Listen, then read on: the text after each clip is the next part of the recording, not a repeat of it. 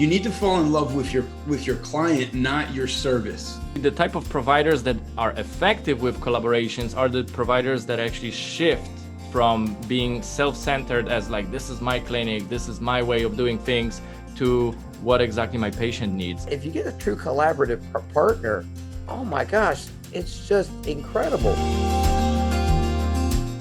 Hello everyone, and welcome to Polish Your Life Doctors Networking Group. Today we're going to talk about collaboration in healthcare, and we recorded one video about this with Ryan Diener because you need to know what's working in 2021, what's not working, how to make it easy. And today we're going to talk about why your mindset may need to be adjusted. So I'm here with one of our hosts, Ryan Diener.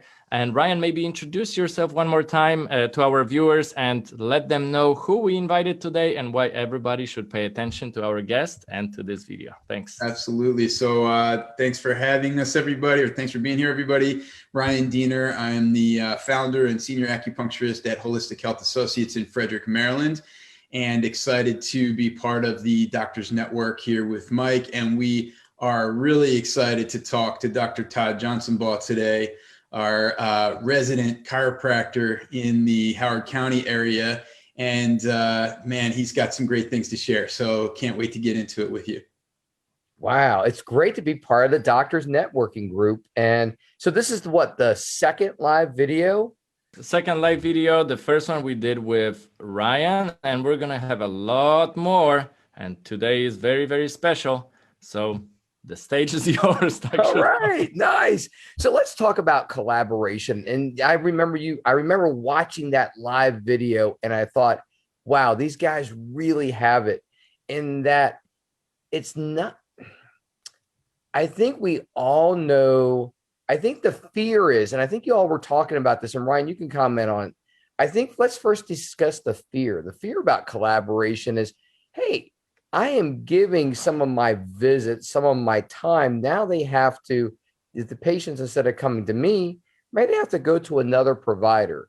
And instead of going to that other provider, you almost think selfishly. You think, hey, this person's already maybe having 2 visits a week with myself as a chiropractor, rehabbing them. And then me, I want to work with a physical therapist and an acupuncturist. And all these people are going to pull from their time stream. And as a result, the need for me, or the ability to fit me into that little thing, gets smaller and smaller as their time is already pushed. So Ryan and Mike, you can talk to about how, if you see this is actually the case.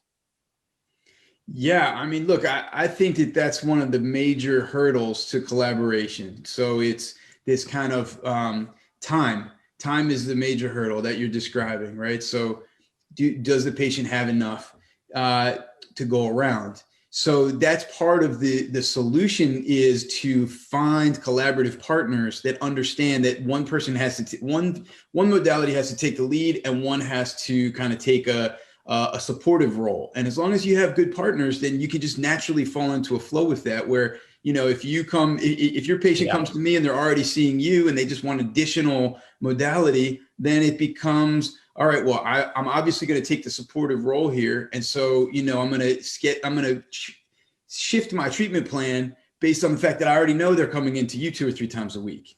Right. And that way, it's just so easy. And I think sometimes people feel like it's my way or the highway kind of thing. And we're realizing, no, it's the patient's way. And so first mental shift is, if you still have an ego as a provider, throw it out the door. I mean, really, you have to more than ever have that, hey, I'm a servant and I lead by serving kind of attitude. So I think that's the big mental shift that we're talking about, Mike, is first that lift from provider, meaning all knowing, to servant, like, hey, how can I help you, in providing a service for folks. And when you're doing that, making the next mind shift to collaboration, and sometimes being the primary, sometimes being the secondary, sometimes being the tertiary level, I think that makes sense. Mike, have you found that that's resonated with your providers at making that shift from leader to, to servant kind of thing? Are we finding that more in healthcare? 100%. And this is actually the type of providers that are effective with collaborations are the providers that actually shift from being self-centered as like, this is my clinic, this is my way of doing things, to what exactly my patient needs. How can we provide it together for the patients? And because I know that you have amazing network of other providers, collaborating partners referring to you, and it's not a coincidence that all of them keep referring to you for years and years, and I've been watching this for good amount of years. What I would like to know is, what is the secret sauce? What is the mindset that you have? Because even with this video, we ask you, hey doc, you want to jump on? And you're like, of course. And then there's a lot of people who are going to give you excuses. So let us know about your specific mindset, how you approach it. Oh, Mike, we got to share. Like, we actually had this collaborative idea about when we were working together, like 3 or 4 years ago, and we were at a place, and we said, you know what we're going to do? We're going to meet providers in the network, in the neighborhood, and they did different things. So we said, we're going to go out and we're going to go into, martial art clinics. We're going to go into, oh my gosh, remember the aerial yoga thing where I was hanging out upside down from that fabric? Oh my gosh. And you let me do that, man. Of course, Brick House. Right. That was so awesome. Hey, Karen. Awesome. Yeah. And then when we were with, help me out. Who else is on our network? Oh, Bronson. And we had a lot of doctors, and we had a lot of personal trainers. We have Miguel Mendez, Bronson. We have a lot of amazing people. And it was so neat. And now they're part of this group, but we actually got some pushback ourselves. Remember, people were like, wait, you're supposed to be practicing, building the practice. How are you building the practice? Because you're focusing on other people. And the thing is, when you find a true collaborative partner that understands that, yeah, every now and then you're going to get somebody that doesn't get it. And then, hey, try an interview, move on. But if you get a true collaborative partner, oh my gosh, it's just incredible. Yeah, sometimes you take the lead, sometimes they don't. And you start to see this grouping of patients you might not see nearly as much. You start to see a really interesting group. I was just talking with this dentist today who is a specialist in maxillofacial pain. And I was like, how can I send more people to you? I mean, because we were talking about the SCM and then some nerve impingement. And she was going, oh yeah, by the way, I need someone to stick some needles somewhere and start to do the acupuncture release. And so Ryan, obviously, they're going to come up to Frederick and hang out with you soon. So it is so cool. But who thought years ago that dentists, chiropractors, and acupuncturists can be aligned? And I think the economic situations are kind of pushing us that way. So what do you all think about what we have to say about that so far? What was your take on that, Mike, about our pushback?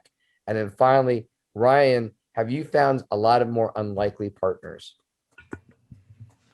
I think during COVID, one of the biggest shifts, the concept is the same because people still need to collaborate. They need to still be together, respect each other, and look from the patient perspective versus each other's perspective only. What has shifted dramatically, what some people don't fully understand or really didn't really hit them yet, that the old school way doesn't work anymore. So for example, that the old school way was like providers were meeting for lunch, right? We call it lunch, but really it was so much setting up. You have providers who are trying to have all those assistants make it happen. One office has 30 staff members. They only eat Famous Dave's. You're spending $200 for lunch. All of that to establish a meeting, to schedule it, sometimes get canceled, rescheduled. They finally are scheduled to meet with you. And you get 5 minutes. Yeah, you send the most important staff members, the doctors or high paid staff members, to go there, and then you get 5 minutes. Sometimes they were doing a procedure and the quality of that conversation is very, very poor. So it was back then, it still produced results, but it wasn't ideal. But now with COVID, you add that nobody wants to touch each other and then, share space together. It becomes much harder. So what's very good is right now going digital. And I want to pass the ball to Ryan because you are a champ Ryan is sending me Yes. some videos and, one after another, collaborating partners on videos, educating people together. I love it. Ryan, share your thoughts on this. Well, I think there's a couple things. So first off, kind of going back to what Dr. Todd was saying before, inherently, we all have a bias towards the thing that we were trained in. You get trained in something, and when you learn it, it's like the greatest thing in the world, because you see people improve, you see them get better, you see their lives change, and you can't even imagine why somebody wouldn't want to do your modality. So then you get out into the real world, and you have patients that are going like, well, my chiropractor this and my physical therapist this, and I'll give you a chance too, and blah blah blah, and it's like, wait, what's going on here? So one of the things that we have to do, I think, as providers, to your point about kind of the ego, Dr. Todd, is be willing to recognize that while each modality in and of itself can do everything, the reality is certain people respond better to one versus another. Yeah. And so why is that? We don't know. We don't know why some people, for the exact same condition, come in and chiropractic works better than acupuncture, and then you treat somebody and you think it's going to be, this is a slam dunk, and it doesn't really help that much. And so then they shift over to and you refer over to acupuncture, and then I'll take the lead. And so, how we kind of recognize that we're all trained, that our bias is we can do everything. If you know that, then it kind of softens the blow when you're realizing that your collaborating partner thinks the same thing. And so then you kind of get on the same page and you go, okay, so what's going to be best for the patient? It's whatever they respond to. It's not and so, there's a mentor of mine. I think, I can't remember who said this, but somebody that I studied with at one point said, you need to fall in love with your client, not your service. It's not what you do, it's the people that are coming in. And so, so that just, that to me is like really valuable. It's really important perspective to continue to hold. And, and then going back to just like, putting the information out there on video, it's like, well, you just want people to see it. You want people to realize, hey, we can collaborate and it's okay. You don't have to feel bad because you're seeing a chiropractor and an acupuncturist. You don't have to feel bad because you've got an autoimmune condition and you don't even know if this can help. We can help. Let me show you how. Let me show you some other people that specialize in this. And so, it's just exciting to get the information out for people to see and know, and just bring them into this collaborative world. And it's really neat to see providers that typically wouldn't be hanging out with each other.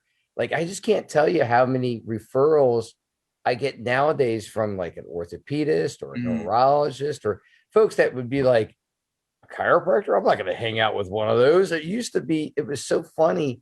I was telling the patient the other day, and they were going, oh yeah, Todd, there's still some stigma about going to chiropractors. And I was like going, really?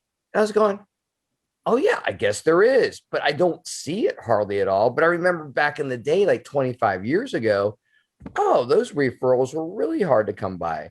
So it's really neat to see that some people are letting down their guard and realizing there's a place for everybody at the table. And when the patient is best served by a group of people that truly care for the person. And like you said, they care for the person and love the person. I think, Ryan, that was a great summary statement. They care for and want to serve the person more than they geek out or, and serve the god of chiropractic or the god of acupuncture or something like that. So I think you just totally nailed it. It's from love and serving from love for the patient, and then letting your craft shine through that.